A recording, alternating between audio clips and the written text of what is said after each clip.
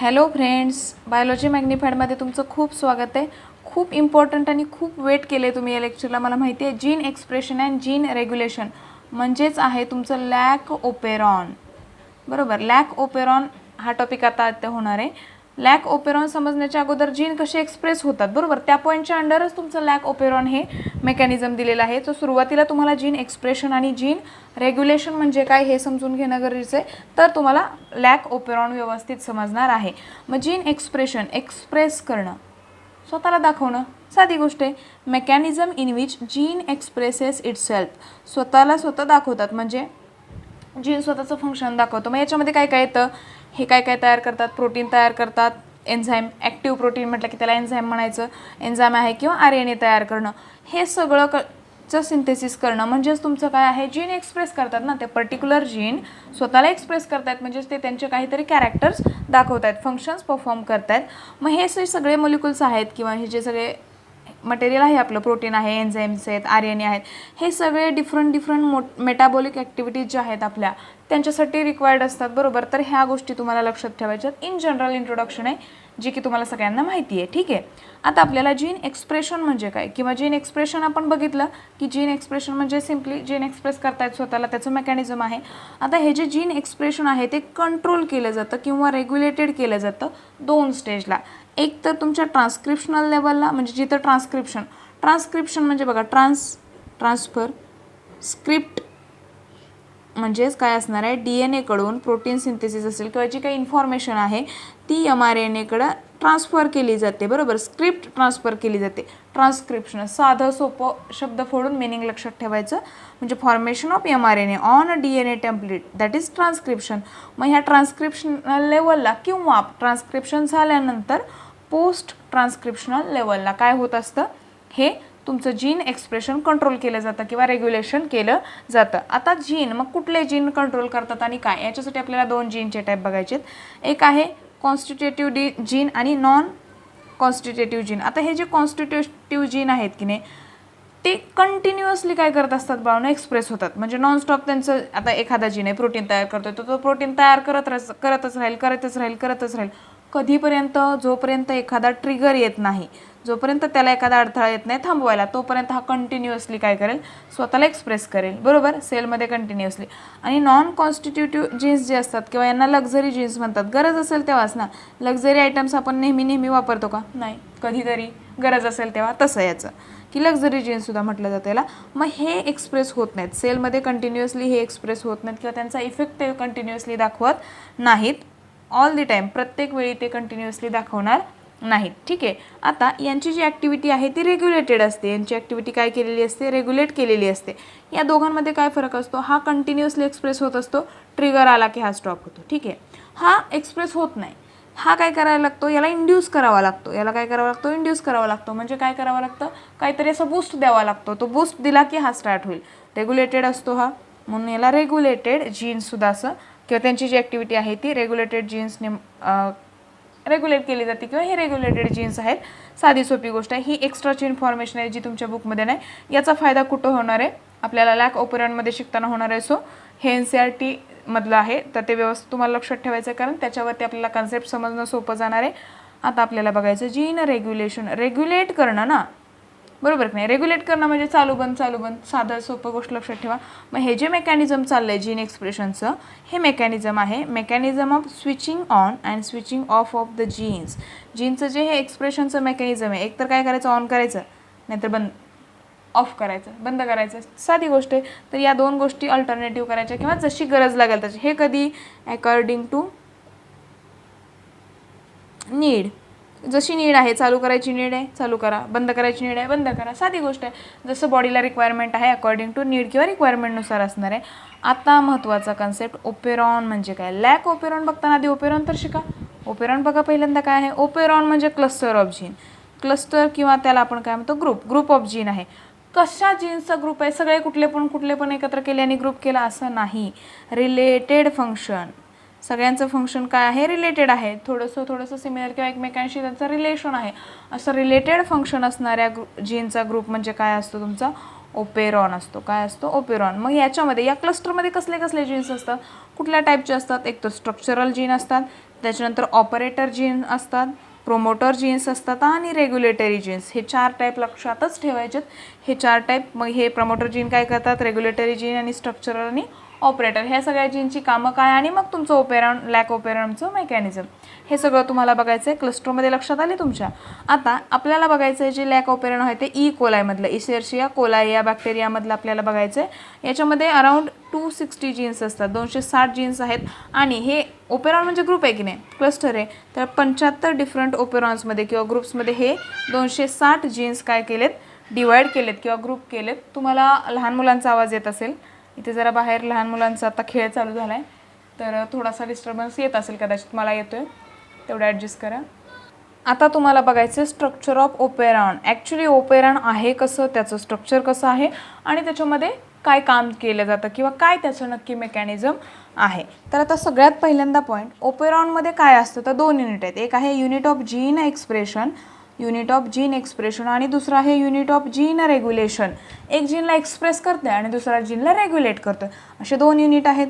मग हा जो दिसतोय तुम्हाला PIPO, हे आहे युनिट ऑफ जीन रेग्युलेशन, आणि हे आहे जीन एक्सप्रेशनचं युनिट. कुठलं, ZY आणि A, कारण हे ZY आणि A हे जीन आहेत. काय आहेत, जीन आहेत. आणि हे जीन एक्सप्रेशनचं युनिट आहे. जीन एक्सप्रेशनचं युनिट म्हणजेच तुमचे कसले जीन आहेत, त्याच्यामध्ये स्ट्रक्चरल जीन्स आहेत. अगोदर आपल्याला स्ट्रक्चर समजून घ्यायचं की हे नक्की काय आहे. हे PIPO हे काय आहे, ZYA हे सगळं काय, हे एकदा कळालं की मग तुम्हाला कळेल ना ते कसं काम करतं ते, बरोबर. ठीक आहे, मग आता लक्षात घेऊयात आपण. हा पहिला आपण स्ट्रक्चरल जीनचा पार्ट म्हणजे जीन एक्सप्रेशनचा पार्ट बघूयात. ZY आणि A हे 3 जीन आहेत. त्याच्यानंतर आहे आपला जीन रेग्युलेशनचा पार्ट किंवा युनिट ऑफ जीन रेग्युलेशन. मग त्याच्यामध्ये P म्हणजे काय आहे तुमचा, प्रमोटर. याच्यामध्ये काय काय असतं, जसं या जीन एक्सप्रेशनच्या युनिटमध्ये तुम्ही काय बघितलं, स्ट्रक्चरल जीन्स असतात, तसं या जीन रेग्युलेशनच्या युनिटमध्ये काय असतात, कंट्रोल एलिमेंट. कारण नावातच आहे ना, रेग्युलेट करायचं आहे, कंट्रोल करायचं आहे. तर कंट्रोल एलिमेंट्स, मग त्याच्यामध्ये प्रमोटर्स आहेत. हा P प्रमोटर आहे, हा P प्रमोटर आहे. त्याच्यानंतर आहे रेग्युलेटरी जीन. रेग्युलेटरी जीन म्हणजे I आहे, लक्षात ठेवायचं आहे. I हा काय आहे तुमचा, रेग्युलेटरी जीन आहे. प्रमोटर म्हणजे कुठला आहे तुमचा, P. त्याच्यानंतर राहतो तो ऑपरेटर, O. ऑपरेटर काय आहे, O आहे. लक्षात आलं कशात काय आहे काय. आता 1 बाय 1 आपण त्यांची कामं बघूयात. नक्की काय हे मदत करतात, हे काय काम आहे त्यांचं. प्रमोटर, प्रमोट करणं, इनिशिएट करणं. साधी गोष्ट लक्षात ठेवा, प्रमोटरचं प्रमोट. आता हे काय करतं, तर हे इथे काय होणार आहे, हे सगळं जे चाललं हे कशासाठी चाललं आहे रे बाळून, ट्रान्स्क्रिप्शन, बरोबर की नाही. आपण काय बघतो, ट्रान्स्क्रिप्शनल लेवलचं जीन रेग्युलेशन बघतो, म्हणजे ट्रान्स्क्रिप्शन. इथपर्यंत आपल्याला बघायचं की ट्रान्स्क्रिप्शन काय होतंय. ठीक आहे, मग आता ट्रान्स्क्रिप्शन होणं म्हणजेच मगाशी आपण बघितलं होतं की DNAच्या टेम्पलेटवरती काय तयार होणं, mRNA तयार होणं आणि स्क्रिप्ट कॉपी होते, बरोबर की नाही, RNA तयार होतो. ठीक आहे, आता याच्यामध्ये काय केलं जातं, मग प्रमोटर म्हणजे सुरुवात तर झाली पाहिजे. डायरेक्ट असा DNA आहे त्याला डायरेक्ट mRNA तयार झाला असं होत नाही ना, प्रमोटर सुरुवात लागते. मग हे प्रमोटर्स काय करत असतात, तर बाइंडिंग साईट प्रोव्हाइड करतात. कुणाला, RNA पॉलिमरेज. RNA पॉलिमरेज हे काय आहे, एन्झाईम आहे. इथं अगोदर RNA पॉलिमरेज आलं पाहिजे ना, एन्झाईम आलं पाहिजे, तिथून मग RNAची प्रोसेस स्टार्ट होईल, बरोबर. मग हे RNA पॉलिमरेजला बाइंडिंग साईट प्रोव्हाइड करण्याचं काम हे P रिजन. P म्हणजे कुठला, प्रमोटर, प्रमोट करते ना त्याला यायला, बाइंड व्हायला, तर हे करत असतं. कधी, ट्रान्स्क्रिप्शनच्या वेळी. म्हणजेच इथून तुमची RNA सिंथेसिस हे जे होणार आहे DNAच्या टेम्पलेटवरती mRNA तयार, ही RNA सिंथेसिस जी प्रोसेस आहे ती कुठून स्टार्ट होणार आहे बाळांनो, P रिजन म्हणजे तुमचा प्रमोटर रिजनवरती. लक्षात आलंय. त्याच्यानंतरचा जो बघायचा आहे तो आपल्याला आहे रेग्युलेटरी जीन. रेग्युलेटरी जीन म्हणजे I आहे, आयने इंडिकेट करायचं आहे. ह्याचं काम खूप महत्त्वाचं आहे. हा काय करतो, फॉर्मेशन ऑफ रिप्रेसर प्रोटीन किंवा फॉर्मेशन ऑफ रिप्रेसर. आता याचं काम लक्षात ठेवायचं आहे. I हा रेग्युलेटरी जीन आहे आणि रिप्रेसर प्रोटीन किंवा रिप्रेसर्स तयार करतो, हे लक्षात ठेवा. पुढे याचं आपल्याला बघायचं आहे नक्की कसा तयार करतो आणि त्या रिप्रेसरचं काय काम आहे ते जाऊन पुढं आपल्याला बघायचं आहे. नंतर आहे ऑपरेटर, ऑपरेट करायचं ना, मेकॅनिझम ऑपरेट करायचं. हा कोणाच्यामध्ये दिसतोय तुम्हाला, इकडे P आहे म्हणजे तुमचं प्रमोटर आहे आणि इकडे काय, हे सगळे स्ट्रक्चरल जीन. मग हा स्ट्रक्चरल हे जीन आणि प्रमोटर रिजनच्या मध्ये असतो. ठीक आहे, मग याचं काय काम आहे ते पुढे जाऊन आपल्याला बघायचं. इथं लगेच काय काम नाही आहे. हे कशात हेल्प करत असतं, ट्रान्स्क्रिप्शनमध्ये हेल्प करतो. हा काय करतो, mRNAच्या ट्रान्स्क्रिप्शनमध्ये हेल्प करत असतो, सिम्पली RNAच्या सिंथेसिसमध्ये. आता तुम्हाला स्ट्रक्चरल जीनचा हा पार्ट बघायचा आहे, झेड वाय आणि ए जीन. हा झेड जीन कोड कुणासाठी केलेला असतो तर बीटा गॅलॅक्टोसाइडेज. काय आहे हे एन्झाईम्स आहेत, हे सगळे ASE नावाने एंड असतो ते सगळे एन्झाईम्स असतात. बीटा गॅलॅक्टोसाइडेज हे काय आहे एन्झाईम आहे आणि हा झेड जीन या एन्झाईमसाठी कोड केला आहे. त्याच्यानंतर वाय जीन कशासाठी कोडेड आहे परमिएज एन्झाईमसाठी. कशासाठी परमिएज एन्झाईमसाठी. आणि ए जीन कशासाठी कोडेड आहे तर ट्रान्स ॲसिटिलेज एन्झाईमसाठी. 3च्या 3 एन्झाईमची नावं पाठच करा. त्याच्यानंतर बीटा गॅलॅक्टोसाइडेज काय करतं हायड्रोलिसिस करतं. कुणाचं हायड्रोलिसिस करतं आहे लॅक्टोजचं. कशामध्ये ग्लुकोज आणि गॅलॅक्टोज. आपल्याला माहिती आहे ग्लुकोज आणि गॅलॅक्टोज मिळून तुमचं लॅक्टोज बनला आहे आणि त्याचं हायड्रोलिसिस करायचं काम तुमचं बीटा गॅलॅक्टोसाइडेज करतं. परमिएज परमिएबिलिटी परमिशन असं लक्षात ठेवा. मग हे परमिएज एन्झाईम काय करतं लॅक्टोजला ई कोलाई सेलमध्ये लॅक्टोजची एंट्री करायला हेल्प करतं, परमिशन देतं त्याला. Transacetylase transfer acetylase acetyl group. मग हे काय करतं transfers acetyl group form acetyl CoA enzyme a to beta galactosidase. Beta गॅलॅक्टोसाइडेजकडं ॲसिटिल ग्रुप ट्रान्सफर करायचं काम आहे ट्रान्स ॲसिटिलेज. नावाप्रमाणे त्याचं कामसुद्धा आहे.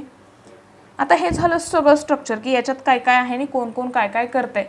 आता आपल्याला मेकॅनिझम बघायचं आहे की नक्की तुमचं लॅक ओपेरॉन काम कसं करतं. ठीक आहे, हे सगळे रिजन्स आहेत बघा. ही कंडिशन आहे इन अब्सेन्स ऑफ इंड्युसर. इंड्युसर इथं प्रेझेंट नाही. ठीक आहे, मग आता मगाशी आपण जीनचे 2 टाईप बघितलेले. पहिला होता कॉन्स्टिट्यूटिव्ह. तो काय करतो एक्सप्रेस ऑलवेज एक्सप्रेस होत असतो बरोबर की नाही. कंटिन्युअसली काय होत असतो एक्सप्रेस होत असतो. मग हा प्रमोटर रिजन.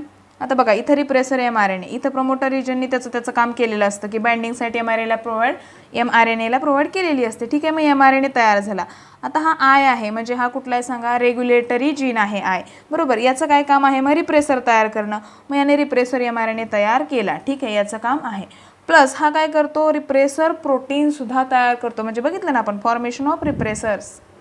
आता बघा हे रिप्रेसरचं काय प्रकार आहे. ह्याच्यामध्ये हे जे आय जीन आहे की नाही रेग्युलेटरी जीन जो आहे जेव्हा ही ई कोलायची सेल जी आहे जेव्हा काय करते एनर्जीचा नॉर्मल सोर्स वापरते अदर दॅन ग्लुकोज. लक्षात घ्या नॉर्मल सोर्स ऑफ एनर्जी. त्यावेळी काय होतं तर हे रिप्रेसर जी किंवा ही रेग्युलेटरी जीन जो आहे तो रिप्रेसर mRNA तयार करतो. काय करतो आय जीन हा रिप्रेसर mRNA तयार करतो आणि हा रिप्रेसर mRNA तयार झाला म्हणजे ट्रान्सलेशन झालं की इथं रिप्रेसर प्रोटीन तयार होतं आहे. काय हे काय आहे तुमचं रिप्रेसर प्रोटीन आहे.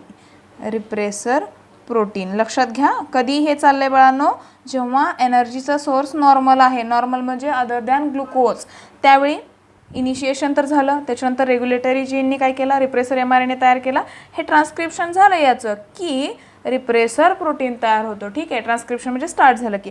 आता हा रिप्रेसर प्रोटीन शांत बसत नाही. हा खूप आगाऊ आहे. म्हणजे हा काय करतो रिप्रेसर प्रोटीन येतो आणि तो ऑपरेटर रिजनला इथं ओ दाखवलेलं की नाही याच्यावरती आला बघा. हा ऑपरेटर रिजनवरती बाइंड झाला. म्हणजे लक्षात घ्यायचं हे काय झालं रिप्रेसर प्लस ऑपरेटर आणि याच्यामध्ये मग काय होतं repressor binds to the operator region and prevents RNA polymerase from transcribing the operon. म्हणजे इथं जे RNA पॉलिमरेज इथून स्टार्ट होणार आहे आणि इकडे ट्रान्सक्रिप्शन होणार आहे. म्हणजे ह्या mRNAचं इथं ट्रान्सक्रिप्टेड अशी कॉपी तयार होणार आहे ती होणार नाही का. ह्यानी बंद पडलं सगळं मेकॅनिझम. इथं येऊन हा ब्लॉक केलं. सिम्पली काय केलं आणि ब्लॉक केलं. हे म्हणजे repressor plus operator is equal to switch off. आपली जी मेकॅनिझम आहे आपलं ट्रान्सक्रिप्शनचं ते काय झालं इथं स्विच ऑफ झालं. ठीक आहे, आता स्विच ऑन केलं पाहिजे ना कारण बॉडीचे फंक्शन्स तर परफॉर्म झाले पाहिजेत. मग आता काय करायचं इथं इन द अब्सेन्स ऑफ इंड्युसर म्हणजे ते इंड्युसर नाही आता इंड्युसर द्यायचा. मग आता आपण इथं इन द प्रेझेन्स ऑफ इंड्युसर इथे इंड्युसर आपण देतोय बघा. पी सेम तसाच आहे PIPOZYA सगळं स्ट्रक्चर तसं आहे. रिप्रेसर mRNA तयार झाला. हा रिप्रेसर प्रोटीन सुद्धा तयार झाला. रिप्रेसर प्रोटीन सुद्धा काय झाला तुमचा तयार झाला. पण आपण हा कोण आहे आपण इंड्युसर आहे. हा कोण प्रोव्हाइड केला आहे आपण इंड्युसर. हा इंड्युसर काय करतो हा इंड्युसर हा रिप्रेसरवरती बाइंड करतो म्हणजे ह्याला लॉक करतो आणि ॲक्टिव्हचं ह्याचं इनॲक्टिव्ह फॉर्ममध्ये करतो. आता हा रिप्रेसर इनॲक्टिव्ह झाला की इथं जाऊन ब्लॉक करेल का मग अशी केला तसा नाही करणार. म्हणून मग काय होतं इथं RNA पॉलिमरेज एन्झाईम येतं आणि ट्रान्सक्रिप्शन स्टार्ट होतं आणि ट्रान्सक्रिप्शन झालंय आणि मग लॅक mRNA म्हणजे काय लॅक्टोज mRNA तयार होतो. ही झाली इन जनरल फॅक्ट. आता हे ॲक्च्युअल कसं होतंय आता बघा, हे तर नॉर्मल सोर्सच्या वेळी झालं होतं बरोबर. मग ज्यावेळी ग्लुकोज अब्सेंट असतो त्यावेळी लॅक्टोज, एनर्जीचा सोर्स काय असतो, लॅक्टोज असतो. मग लॅक्टोजमुळं काय होत असतं, तर हे इंड्युसर, लॅक्टोज म्हणजेच कोण आहे किंवा तुमचा इंड्युसर म्हणजेच कोण असतो बाळांनो, लॅक्टोज असतो. लक्षात काय ठेवायचं तुम्हाला, इंड्युसर म्हणजे दुसरा कोण नाही, लॅक ओपेरॉन म्हणतोय ना आपण, लॅक्टोज आहे बरोबर की नाही, लॅक ओपेरॉन. मग काय होतं बघा, ज्यावेळी तुमचा काय नसणार आहे, ग्लुकोज ॲज अ एनर्जीचा सोर्स नसणार आहे, त्यावेळी एनर्जीचा सोर्स काय झाला, लॅक्टोज झाला. लक्षात आलंय, ठीक आहे. मग हा लॅक्टोज काय करतो, इथं आपल्याला माहिती आहे की परमिएज एन्झाईम, मग अशी आपण बघितलेलं, हे परमिएज एन्झाईम काय करतं, लॅक्टोजला सेलमध्ये एंट्री द्यायला मदत करतं. इथं आपण फंक्शन बघितलेलं, lactose in the cell, entry of lactose. ठीक आहे, आपलं हे परमिएज करतं. मग ह्या परमिएजच्या ॲक्शनमुळे लॅक्टोज सेलमध्ये येतं. लॅक्टोज काय झालं, सेलमध्ये आलं. मग लॅक्टोज सेलमध्ये आलं की लॅक्टोज ॲज अ इंड्युसर म्हणून काम करतं आणि ह्या तुमच्या रिप्रेसर प्रोटीनला बाइंड होतं आणि ह्याला लॉक करून टाकतं. संपला विषय तुझा. आता तू जास्त आगाऊपणा केला, इकडे ट्रान्स्क्रिप्शन होऊ दिलं नाही. आता आम्हाला ट्रान्स्क्रिप्शन पाहिजे, तुला बंद. आता तू लॉक झाला. ठीक आहे, म्हणजे हे इंड्युसरनी काय केलं, या रिप्रेसर प्रोटीनला लॉक केलं आणि मग याला काय अडथळा नाही ना. आता इथं काय ब्लॉकेजचा काय संबंध नाही. मग RNA पॉलिमरेज इथं अटॅच झालं आणि ही सगळी ऑपरेटरपासून प्रोसेस पुढं स्टार्ट झाली आणि तुमचा लॅक mRNA तयार झाला. याला म्हणायचं आहे तुमचं लॅक ओपेरॉन. मग माहिती आपल्याला झेड हे बेटा गॅलॅक्टोसाइडेचं काम केलं.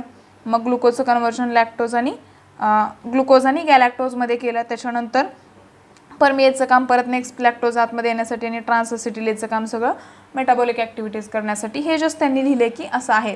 तुम्हाला जीन वाईज त्यांनी फंक्शन लिहिलेत. मेन काय फॅक्ट आहे, इंड्युसर दिला म्हणजे लॅक्टोज प्रोव्हाइड केला की mRNA तयार होतो. इंड्युसर अब्सेंट असला की mRNA तयार होत नाही. There is no transcription.